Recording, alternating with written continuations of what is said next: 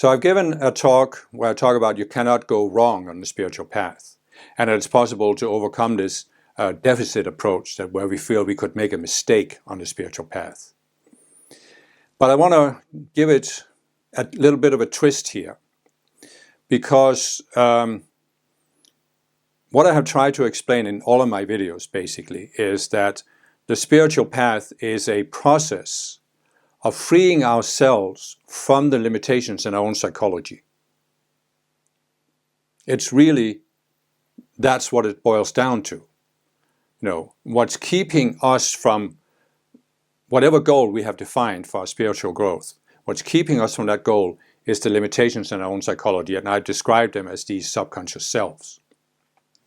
And there is one particular subconscious self that I want to talk about here. And it's also an enormous momentum in the collective consciousness.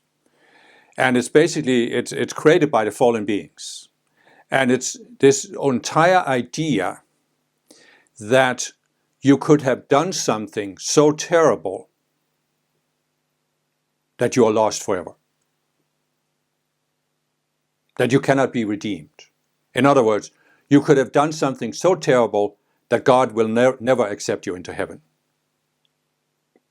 That is one of the most subtle and most aggressive projections that the fallen beings are projecting at spiritual seekers. And I talked in my last video about it. We can have this fear of admitting that we made mistakes. And it comes down to this, that we have this fear that we could have made a mistake either in this life or in past lifetimes that was so terrible that God won't accept us into the spiritual realm. And if we were to see that we had made such a mistake, it would be unbearable for us. Or at least that's what this subconscious self is projecting us. So therefore, we shouldn't look. It's like, I remember a person I knew on the spiritual path. When I first met this person, I had a kind of like one of these vivid dreams you have, that she was a very beautiful spiritual being, but she was surrounded by this black, almost like lava, not molten lava, cold lava, hardened lava. And it almost was so black that it absorbed light. And she was trapped in this. And this person was actually, from all outer views, was very sincere about walking the spiritual path, did a lot to resolve her psychology, took all these courses. But after having known her for some time, I started realizing that she hadn't touched this black substance in her mind or whatever. In other words, she had looked at a lot of things in her psychology that was kind of on the periphery. But this very core that kept her trapped, she hadn't dared to look at it. And I realized because she had a certain mechanism that she couldn't bear to have made too severe of a mistake. And in a sense, you could say that this reaction comes from the fallen beings because, as I said, they deliberately rejected the ascended masters, they rejected the upward path, they walked away from oneness. And ever since then, they have been trying to create this outer impression that they can create this self that's so sophisticated that God has to let it into heaven. And this, of course, is all in vain. I mean, it's a complete illusion. It could never happen.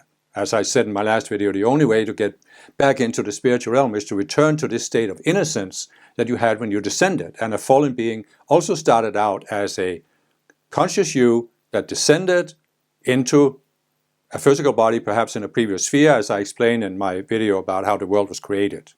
So if you're not familiar with fallen beings, watch that video, How the World Was Created, and it'll explain it to you.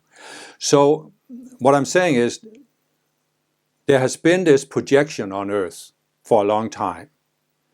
And most spiritual people I met are affected by it in some way, that we could have made such a severe mistake that God won't let us back into heaven, that we can't be redeemed.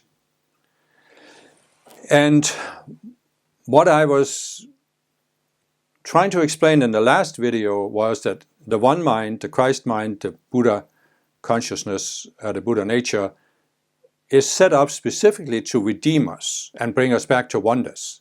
And it doesn't matter what we have done in the world of form. There's nothing in the world of form that can keep us away from oneness, unless we think there is. So in other words, God is not trying to keep you out of heaven. Jesus even said it. Fear not, little flock, for it is your Father's good pleasure to give you the kingdom. And as I said in my last video, the ascended masters are unconditionally loving towards us. They will help anybody. There is no mistake we could have made. But we have to come to see what it is in our minds that prevent us and from accepting that love. And so what the fallen beings will do, they will do anything they can. They will use anything we have in our subconscious minds to make us think that it's possible to have done something so terrible that we can't go back. And I have met spiritual people. I mean, I'm not saying I was free of the fear, because there came a point where I had to look at it in myself. But I have met spiritual people who are really, really afraid of looking at something in their own psychology. They're really afraid of considering, what if I made a terrible mistake?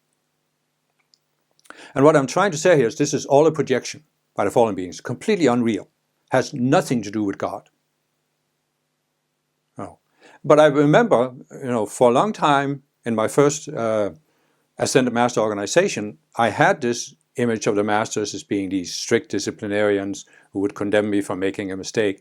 And I was afraid of considering, what if I made such a big mistake? And then at some point I said, you know what, enough of this, I'm just going to look at it. And I even had this projection at me, what if I was a fallen being? And I looked at it and I said, well, let me just look at this, because if I was a fallen being at some point, I'm not anymore, because I'm willing to go. I'm willing to look at myself. And that's what the fallen beings are not willing to do. They're not willing to look at themselves. So by the fact that I am now willing, I'm not a fallen being anymore, that means the Master will certainly help me. But I also realized even a fallen being who turned around and said, I'm willing to look at myself, would immediately be offered help by the Ascended Masters. So, it's completely unreal what this collective beast is projecting at us, that we could ever make a mistake. And think about it this way. Everything I have said about free will, I've always said, the Creator gave us free will and wants us to exercise our free will, because that's the only way we grow to higher levels of consciousness. So we are meant to exercise our free will. But the whole power of this one mind that everything is created out of is that we could never make a choice with our free will that could keep us from coming back to oneness. And why is that? Because think about it. If you can make a certain choice with your free will, you can undo that choice with your free will. You cannot make a choice that you cannot undo by making a more aware choice. And the whole idea is we start out with a localized sense of self. We don't see everything.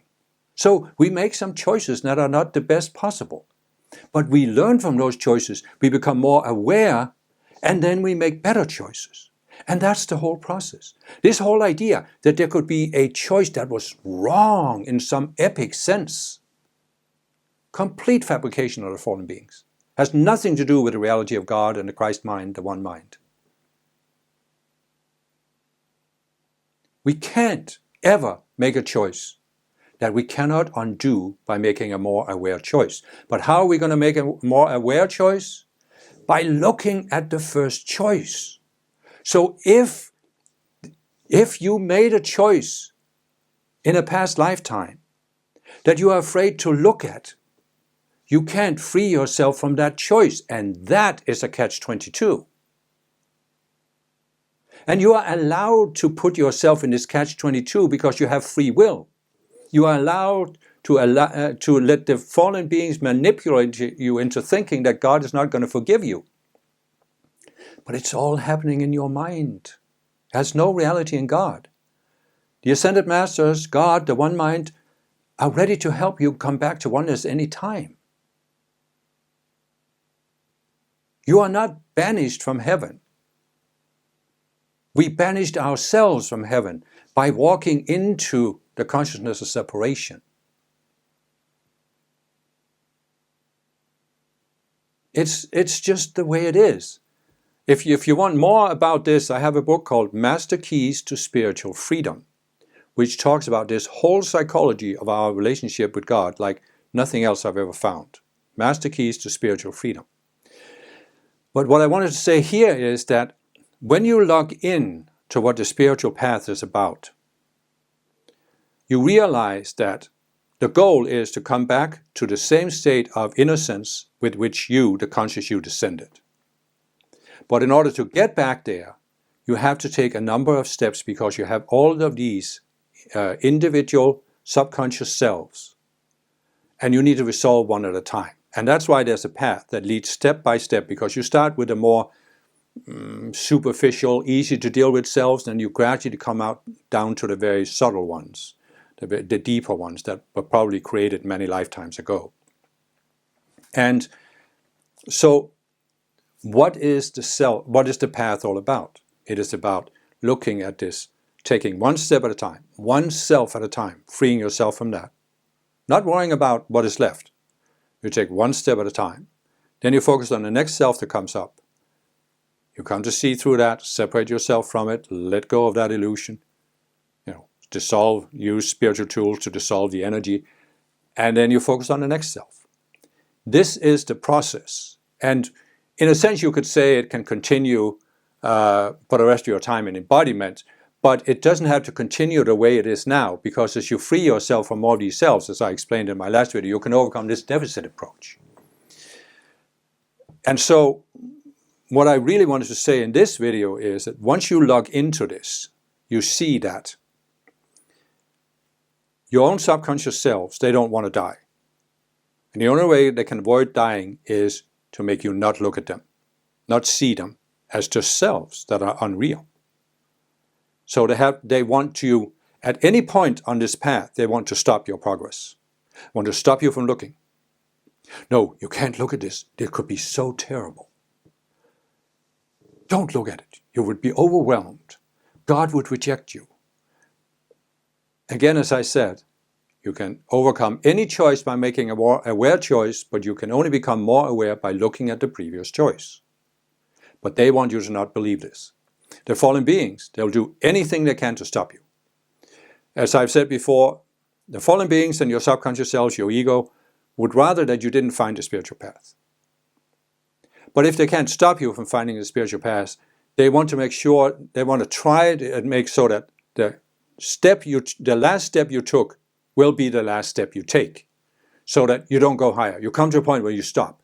And you might, as I said, feel very spiritual because you are in this, following this guru, and you've done all of these spiritual practices or whatever, but you're not growing because you're not looking at that certain self in yourself that's blocking your progress. So they want to stop you at any point, and that's why there comes a point where you have to recognize this. And I recognized this a number of years ago, and it really helped me. You have to recognize the path is an ongoing process. There's a force outside of yourself. There's a force inside of yourself that wants to stop your progress at any point. And the force outside of yourself can be other people you know. So you have to outmaneuver that force. And the way to do this is to always be willing to take the next step. Always be looking for the next step. So the one thing you can't do as a spiritual student is to give up on progress, to give up on the process of taking the next step. Because the moment you do that, you're standing still. And the law of free will is the law of free will, you know. Jesus ain't going to come and save you against your free will, nor is anybody else. Oh, and no matter what your guru says, he ain't going to save you either, because nobody can. You have to make a more aware choice, and you only become more aware by looking. And if you can grasp that one thing, nothing can stop your progress. There are all kinds of projections that the fallen beings will send at you to stop your progress. Other people. Very common to see spiritual people. You have family members, you have spouses, you have friends you have known for a long time. They don't want you to go ahead of them. They don't want you to rise to a higher level of consciousness where you might not need them anymore, because now you are not in a codependent relationship with them like you used to be. Because they are still codependent on you, but you're no longer codependent on them. So they don't want you to be free of them. They want to keep you tied in whatever game your relationship has been out playing. And so there are all kinds of pulls on us on the spiritual path. Oh, you can't just leave me. You're not there for me anymore. You don't care about me. You don't love me anymore. And all of this stuff, And then there's the projections from the outside. And then there could even be projections from the guru. You still need me. You can't leave the guru. Or you can't leave the community. Look at this wonderful community we have. You can't just leave. And what I'm saying is, if you can just realize this dynamic, there is this pull on you to stop you, so that you come to a certain level and then you stop there. But what you need to consider is, you have a life plan. You made that life plan before you came into this embodiment, where you were free of all these specifics that are pulling on you now. And therefore you said, what is my highest potential in this lifetime? How high do I have the potential to go on the scale of the 144 levels of consciousness? That's the goal you define for yourself. You can't let anything on earth keep you from taking that goal. So you always need to keep going. And quite frankly, even if you reach the goal you set in your life plan, you always have the potential to go beyond it. Unless your goal is to ascend after this lifetime. But even if you have qualified for your ascension, you can still raise your consciousness. So you ascend with a higher level of consciousness. So there's always growth possible.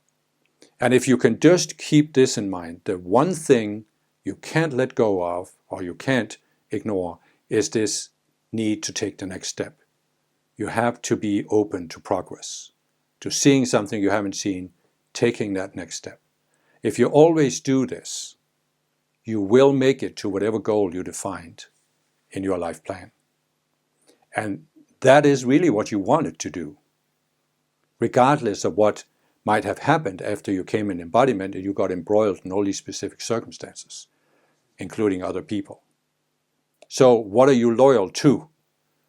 You are loyal to your own growth, not to any other person, not even a guru or an organization or community or anything in your culture, nationality, this or that. You have no obligation to be loyal to all of this, because it's really pulling you away from returning to that innocence that you descended with. And it's really only that innocence that you are loyal to, and you are moving closer to it step by step by step.